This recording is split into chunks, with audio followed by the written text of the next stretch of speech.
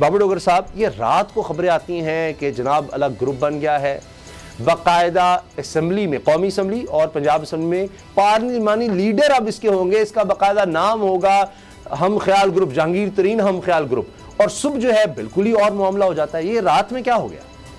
उसामा साहब, रात में इन्होंने ये फैसला किया कि हमारी अलहदा शनाख्त होनी चाहिए, असम्बली के अंदर हमारे पार्लिमानी लीडर्स होने चाहिए।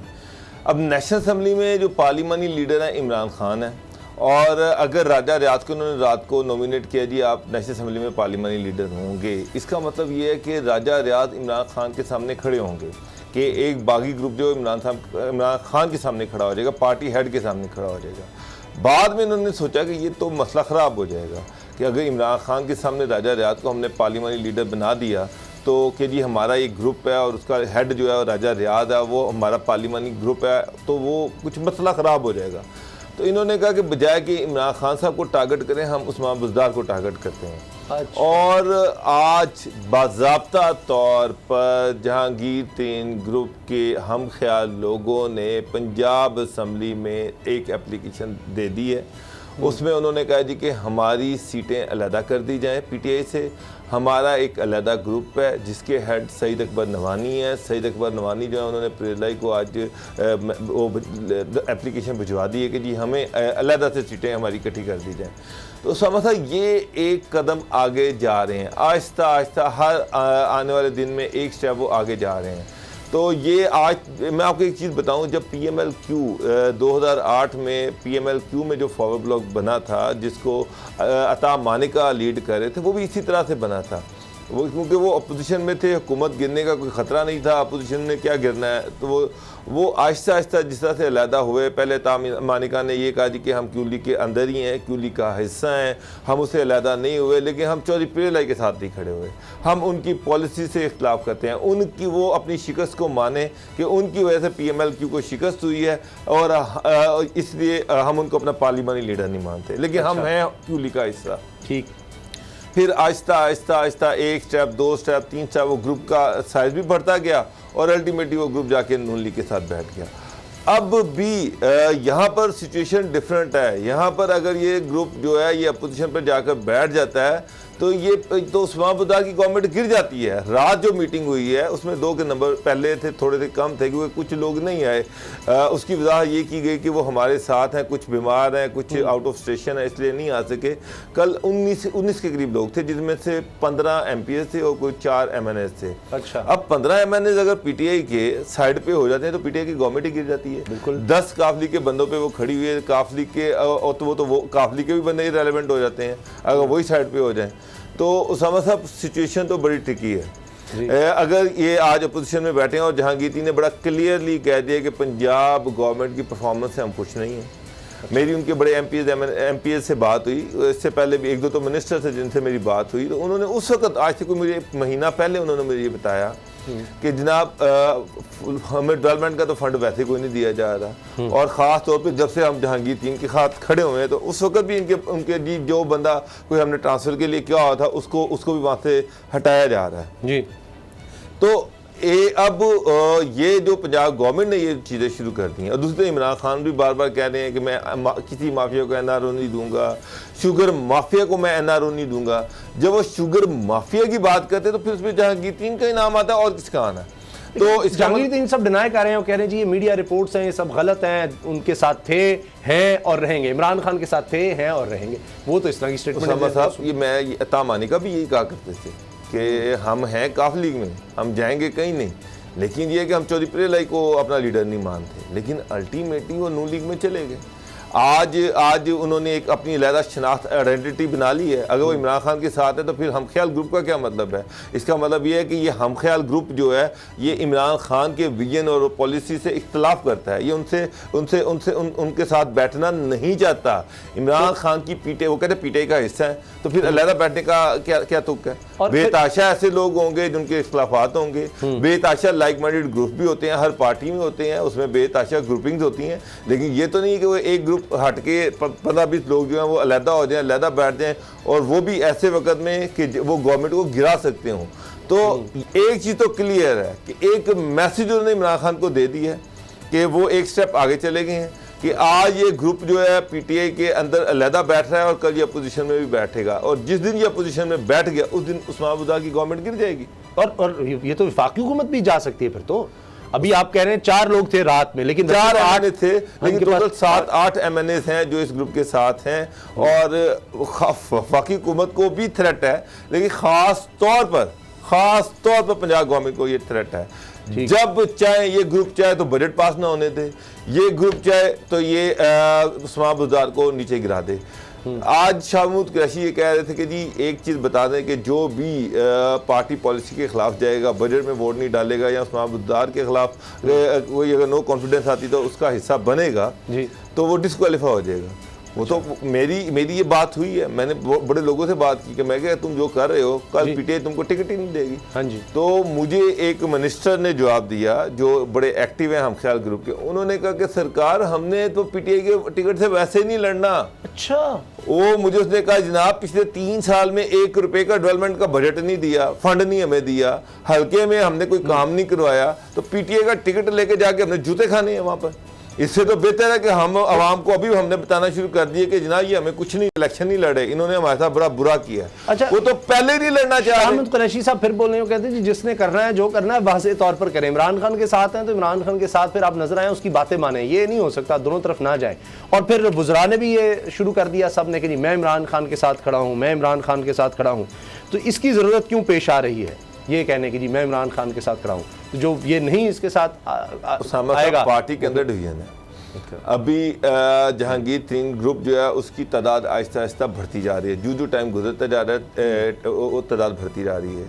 अब पंजाब में पार्लिमानी जो लीडर सईद अकबर नवानी साहब हैं, अब नवानी साहब जो है ये 2002 में ये क्यू लीग में थे, 2008 में ये नून लीग में चले गए। इन्होंने शहबाज शरीफ को अपने हल्के से इलेक्शन लड़वाया, शहबाज शरीफ के बड़े चहीते रहे हैं, इस दफ़ा वो आज़ाद लड़े हैं और जीत के आए हैं। तो उनके राब्ते तो शहबाज शरीफ के साथ हैं। एक सीनियर पार्लियामेंटेरियन है सईद अकबर नवानी, और वो उस तरह का बंदा है जो किसी के साथ बिगाड़ता नहीं है, हर एक के साथ बना के रखता है। तो उसके ताल्लुकात जो है शहबाज शरीफ के साथ भी और परवेज़ लाई के साथ, दोनों के साथ बड़े अच्छे हैं, बड़े आइडियल किस्म के ताल्लुकात हैं। तो उनको जो पार्लियामानी लीडर बनाना, उसके पीछे कोई ना कोई तो ज़हन है कि ये वो बंदा है जो शहबाज शरीफ के साथ भी रब्ता कर सकता है, ये वो बंदा है जो परवेज़ के साथ भी रब्ता कर सकता है। और नवानी जो है वो वैसे गवर्नमेंट से नए हैं कि इतना वो भी बड़ा मुश्किल सवाल है बाबर साहब, बहुत मुश्किल सवाल है। लेकिन आपको क्या लग रहा है, असम्बलियाँ टूटेंगी, इलेक्शन होगा? क्योंकि इमरान खान साहब पर नौबत आ गई थी इत्तेमाद का वोट लेने की, और ये तो उससे ज़्यादा गंभीर सूरत हाल नज़र आ रही है। और उस्मान बुज़दार के जाने का मतलब है कि इमरान खान गए, क्योंकि ये खुद इनकी स्टेटमेंट है इस तरह की कि जी बुज़दार और इमरान खान ये एक हैं। जब तक इमरान खान साहब में बुज़दार साहब नहीं हट सकते, बुज़दार साहब को हटाया तो इमरान खान भी गए। उस्मान साहब एक चीज़ बड़ी क्लियर है कि इमरान खान पीछे हटने को तैयार नहीं है। जहांगीर 3 के मामले में वो पीछे हटने को तैयार नहीं है, चाहे हुकूमत को खतरा हो जाए, चाहे हुकूमत जाती है जाए। उन्होंने पूरी कैलकुलेशन ही की होगी ना, वो पूरी कैलकुलेशन करके आए हैं। जहांगीर 3 के ग्रुप ने उनसे मुलाकात की, उन्होंने जितनी डिमांड्स रखी उनमें से एक डिमांड भी पूरी नहीं हुई, एक डिमांड भी पूरी नहीं हुई। आज जहांगीर 3 ने बड़ा खुल के कहा जी पंजाब गवर्नमेंट जो है, जो मेरे बंदे हैं उनको टारगेट कर रही है, हमारे बंदों को ट्रांसफ़र किया जा रहा है, हमारे बंदे जो हैं उनको फंड्स नहीं दिए जा रहे और उनको विक्टिमाइज किया जा रहा है। तो इसका मतलब, और उन्होंने ये कहा कि हमारा टारगेट अब पंजाब गवर्नमेंट है। तो ये तो सबको पता है ना कि उस्मान बुज़दार साहब खुद क्या, कोई इमरान खान साहब एक दफ़ा उनको कह दें, उसके अलावा कुछ कह नहीं सकते। बात सुनो, अब पंजाब गवर्नमेंट इनका टारगेट है, लेकिन एक चीज़ याद रखिएगा कि उस्मान बुज़दार एक सुई भी नहीं उठाते इमरान खान साहब की मर्जी के बगैर। आपको पता है इमरान खान हर हफ्ते लाहौर आते हैं और वो ट्रांसफ़र पोस्टिंग जितनी भी होती हैं उसमें उनको उस पर PM सेक्रेटरीट को लूप में लिया जाता है, उनकी मर्जी से की जाती हैं। और पंजाब के मामलात को इनडायरेक्टली प्राइम मिनिस्टर खुद देख रहे हैं। जहांगीर 3 डायरेक्टली इमरान खान के साथ क्लैश नहीं फिलहाल चाह रहे, तो वो इमरान खान के जो सबसे चहीता बंदा है उन्होंने उसको टारगेट करना शुरू कर दिया कि ठीक है पंजाब को हम टारगेट करते हैं। अब अगर पंजाब की गवर्नमेंट गिरती है तो फेडरल गवर्नमेंट के पास पीछे बचता क्या है? मुझे ये तो बताए ना, एक KP के सिर्फ एक केपी के बचता है और सिंध में पीपल पार्टी है, बाप जो है उसके साथ इनके ताल्लुकात वैसे खराब हुए हैं। और पंजाब में अगर मुखालिफ गवर्नमेंट आ जाती तो फेडरल गवर्नमेंट के रहने का की कोई जस्टिफिकेशन नहीं रह जाती। इमरान खान के पास तो सिर्फ इस्लामाबाद की टेरिटरी रह जाएगी, वो इस्लामाबाद के प्राइम मिनिस्टर रह जाएंगे, बाकी तो उनके पास कुछ है ही नहीं है। 18वीं तरमीम के बाद सारे इख्तियारात तो पंजाब के पास हैं। तो मुझे जो लग रहा है कि ये हालात खराब होने जा रहे हैं, बजट के बाद कुछ भी हो सकता है। अच्छा, बजट तक शायद आपको लग रहा है कि साथ देंगे, लेकिन देखिए साथ ही ये खबर चल रही है अभी ब्रेकिंग के जी, अमीर मोहम्मद खान साहब जो कि बैंकिंग कोर्ट के जज हैं और ये जहांगीर तरीन साहब का केस सुन रहे थे और अली तरीन के बेटे का, उनको ट्रांसफ़र कर दिया गया है। अब ये ज़ाहिर है हो सकता है कि एक वैसे ही एक रेगुलर अमल होता है, जजेस ट्रांसफ़र होते रहते हैं, लेकिन वो हाईलाइट हो जाता है क्योंकि एक हाई प्रोफाइल केस चल रहा हो, उस वक्त ये तबादले हो जाएं तो एक नया जज आता है और नए सिरे से फिर एक केस चलता है, तो उस वजह से फिर चाहे मुगोई शुरू हो जाती है। लेकिन ये तो एक प्योरली एडमिनिस्ट्रेटिव होता है, तो हाई कोर्ट के चीफ जस्टिस के पास होता है। इसका जहांगीर तीन को नुकसान भी हो सकता है, फ़ायदा भी हो सकता है।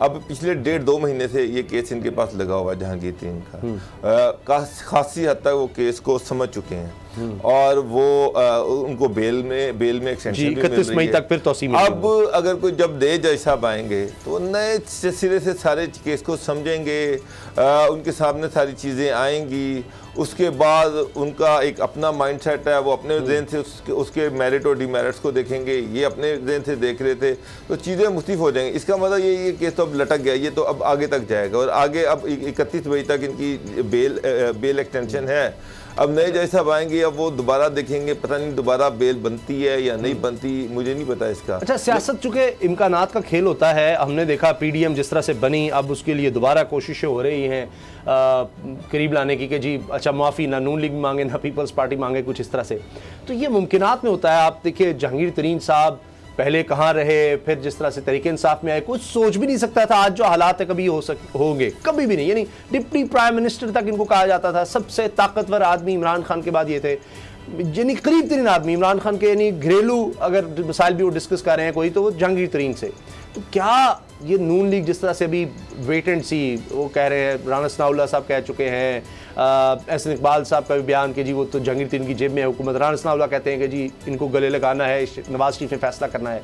तो वो देख रहे हैं कि जहांगीर तरीन पहला कदम उठाएं, वो इस तरफ आएँ, क्योंकि ये ग्रुप की शक्ल में तो फिर हर कोई काबिल कबूल होगा। उसामा साहब, पार्टीज जो हैं वो बदलती रहती हैं। जहांगीर तरीन 97 में एडवाइज़र थे शहबाज शरीफ के, मशीर थे पंजाब गवर्नमेंट के, और शहबाज शरीफ के बहुत करीब थे, बड़े चहीते एडवाइज़र थे उनके।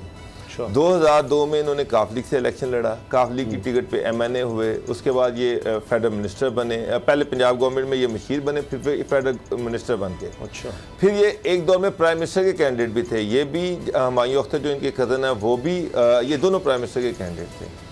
लेकिन शौकत अजीज़ के नाम पूरा निकला है, उस वक्त भी ये शरफ के बहुत करीब थे और बाद में चौधरी पीरलाई के भी बड़े करीब समझे जाते रहे। लेकिन जब 2008 के इलेक्शन आए तो चौधरी पीरलाई और इनके दरमियान खासे इख्तिलाफात पैदा हुए और ये फिर काफ लीग को छोड़ के अलहदा हो गए।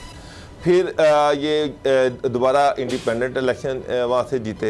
अच्छा, तो उसामा साहब जहांगीर तीन भी तो पार्टियां बदलते रहे हैं, उसके बाद वो एक 100 बंदों की एक क्लीन पार्टी बनाने जा रहे थे कि जी मैं जो पंजाब में जो इलेक्टेबल लोग हैं इनका, जहांगीर तीन का बड़ा क्लाउड था उनके अंदर, ये इन्होंने वो इलेक्टेबल जो खुद आपसे शायद इस वाले से एक दौर में कोई मशवरा या बात मेरी उनसे बड़ी इस पर डिस्कशन होती रही है और वो बड़े सीरियस थे कि वो 100 ऐसे बंदे जो पंजाब में इलेक्टेबल हैं उनको मिला के एक पार्टी बनाने जा रहे थे, एक अलग पार्टी, काफ लीग और नून लीग और पीपल्स पार्टी से अलग हट के एक पॉलिटिकल पार्टी बनाना जा रहे थे।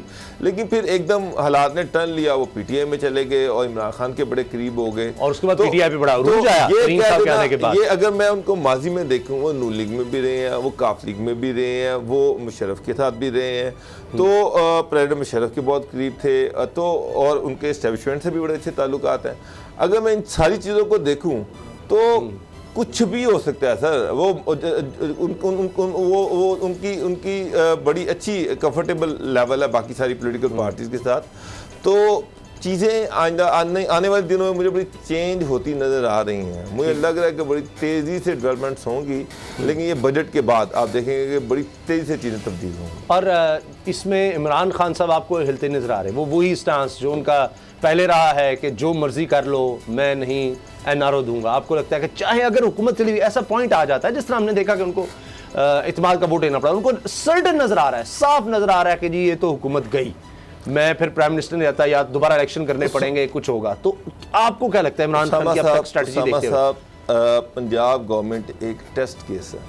मैंने आपसे बड़ी पहले भी ये बात की है, अगर पंजाब गवर्नमेंट गिर जाती है, उस्मान बुज़दार चीफ मिनिस्टर पंजाब नहीं रहते, कोई नया चीफ मिनिस्टर आ जाता है जो कि इमरान खान की मर्जी के से हट के आता है, तो फिर फेडरल गवर्नमेंट का चलना इतना आसान नहीं होगा।